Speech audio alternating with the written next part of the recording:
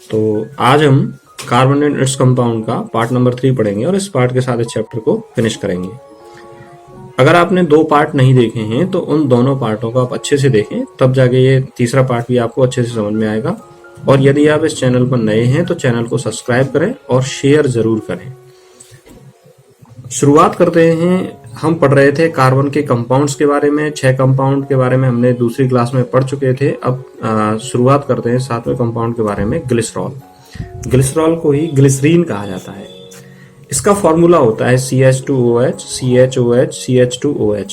तो आप ध्यान से देखेंगे कि इसमें कितने OH हैं। OH ग्रुप है 1, 2 और 3। एक सिंपल सा प्रश्न यही पूछा जा सकता है आपसे कि ग्लिसरीन या ग्लिसरॉल में कितने OH ग्रुप या हाइड्रोक्सिल समूह हैं, तो वह हैं 3। ग्लिसरॉल में HNO3 और H2SO4 के साथ क्रिया करा के TNG बनाई जाती है। याद रखें क्या बनाई जाती है, TNG, ट्राई नाइट्रोग्लिसरीन। इस ट्राई नाइट्रोग्लिसरीन से डायनामाइट का निर्माण होता है और इसका अन्य नाम है नोबेल तेल। डायनामाइट का निर्माण अल्फ्रेड नोबेल ने किया था, इसलिए इसका नाम क्या रख दिया गया, नोबेल तेल रख दिया गया। और TNG एक विस्फोटक पदार्थ है। कैसा पदार्थ है, विस्फोटक पदार्थ। अब अगली बात करते हैं हम TNT के बारे में, ट्राई नाइट्रोटोलुइन। यह भी हल्के पीले रंग का क्रिस्टलीय ठोस पदार्थ है जो विस्फोटक पदार्थ के रूप में उपयोग होता है। तो ये टोलुइन का फॉर्मूला होता है, बेंजीन के साथ ये CH3 जुड़ जाती है तो इसे आप क्या बोलते हो, टोलुइन बोलते हो। और इसमें 3 नाइट्रेट समूह जोड़ देते हैं तो ट्राई नाइट्रोटोलुइन बन जाता है। यह भी कैसा है, विस्फोटक पदार्थ। अगला जो है पॉइंट है वह है RDX। RDX का फुल फॉर्म है रिसर्च डिपार्टमेंट एक्सप्लोसिव। यह RDX द्वितीय विश्व युद्ध में विस्फोटक के रूप में सबसे ज्यादा उपयोग में लाया गया था। इसका फॉर्मूला होता है C3H6N6O6। तो कार्बन 3 है, बाकी सब क्या हैं, 6 हैं। इसका रासायनिक नाम होता है साइक्लोट्राइमेथिलीन ट्राइनाइट्राएमीन। क्या नाम हुआ इसका, साइक्लोट्राइमेथिलीन ट्राइनाइट्राएमीन। अन्य नाम इसका, USA में इसको साइक्लोनाइट के नाम से जानते हैं, जर्मनी में इसको हेक्सोजेन के नाम से जानते हैं, और इटली में इसको T4 के नाम से जानते हैं, और भारत में इसको RDX के नाम से जानते हैं। इसका उपयोग भी विस्फोटक पदार्थों के रूप में किया जाता है। अगला कार्बन का कंपाउंड है फॉर्मिक अम्ल। फॉर्मिक अम्ल का फॉर्मूला होता है HCOOH। HCOOH। फॉर्मिक अम्ल से ये क्वेश्चन बहुत ज्यादा पूछा जाता है कि लाल चींटी, बिच्छू, मधुमक्खी, ततैया, बर्र, इनके डंक में कौन सा पदार्थ पाया जाता है जिसके कारण जलन और खुजली होती है, तो उसका आंसर होता है फॉर्मिक अम्ल। तो ये एक मोस्ट इंपोर्टेंट क्वेश्चन बन जाता है जो सामान्यतः पेपरों में पूछा जाता है। अगला आता है एसिटिक अम्ल। एसिटिक अम्ल का फॉर्मूला होता है CH3COOH। इसका एसिटिक अम्ल का फॉर्मूला होता है। एसिटिक अम्ल के 6 से 10% जलीय विलयन को सिरका कहा जाता है। तो सिरका यदि आपसे पूछा जाए कि क्या होता है, तो सिरका एसिटिक अम्ल का 6 से 10%। अगर कहीं पर ये आ जाए 4 से 6% यदि जलीय विलयन के बारे में भी बात करें तो भी आंसर क्या होगा, राइट होगा।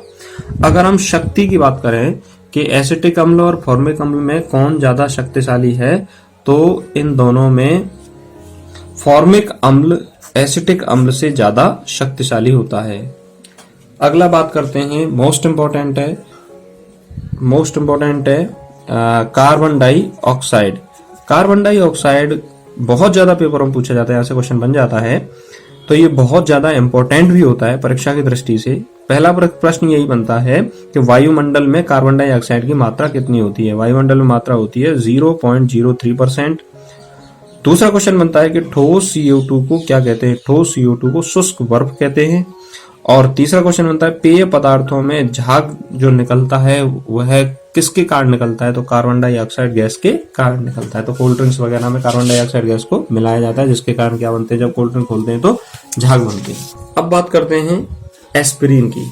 देखिए एस्पिरिन एक दर्द निवारक दवाई है और इसका उपयोग हम बुखार में भी करते हैं, तो इसलिए इसको एनाल्जेसिक व एंटीपायरेटिक के रूप में इसको उपयोग लिया जाता है। तो ये मोस्ट इंपॉर्टेंट है कि एस्पिरिन में कौन कौन से गुण पाए जाते हैं, दर्द निवारक और ज्वरनाशी दोनों के गुण पाए जाते हैं। तो एनाल्जेसिक और एंटीपायरेटिक करेक्टर जो मिलते हैं वो एस्पिरिन में पाए जाते हैं। एस्पिरिन को प्राकृतिक रूप से विलो ट्री से प्राप्त किया जाता है। इसका रासायनिक नाम बहुत ज्यादा पूछा जाता है, acetyl salicylic acid. Most important है, याद रखें रासायनिक नाम एसिटाइल सैलिसिलिक एसिड। तो एस्पिरिन को हम दर्द निवारक औषधि के रूप में उपयोग करते हैं। अगर अब आपसे पूछा जाए कि यूजीनॉल क्या होता है, तो यूजीनॉल एक प्राकृतिक दर्द निवारक होता है जो लौंग के तेल में पाया जाता है। और आपने देखा होगा कि जब दांतों में दर्द होता है तो दांतों में दर्द में यूजीनॉल या लौंग के तेल का उपयोग किया जाता है। तो यूजीनॉल एक प्राकृतिक दर्द निवारक औषधि है।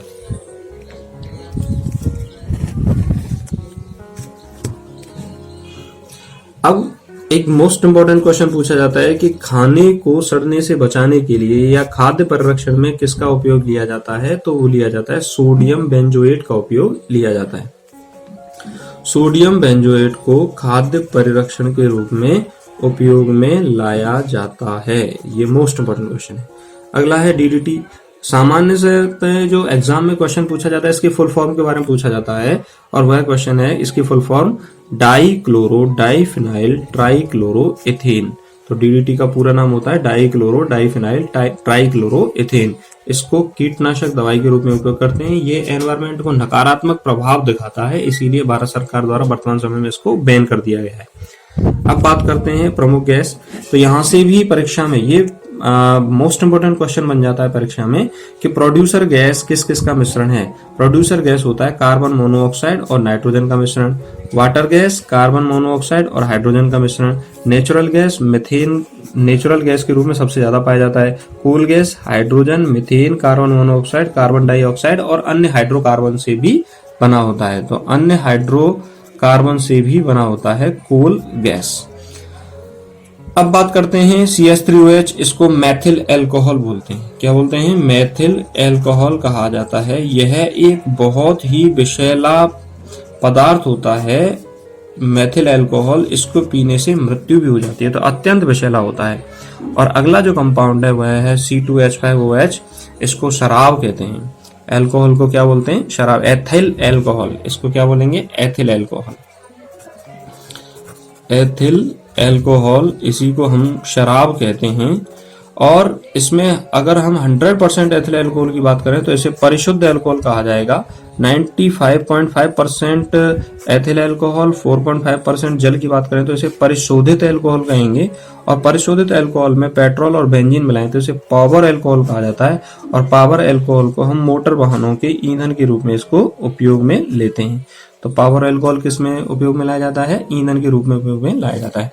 तो इस तरह से कार्बन एंड इट्स कंपाउंड का हमारा चैप्टर फिनिश हुआ।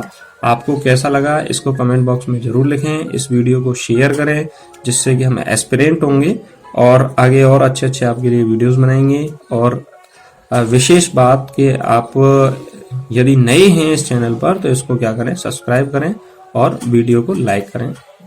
धन्यवाद।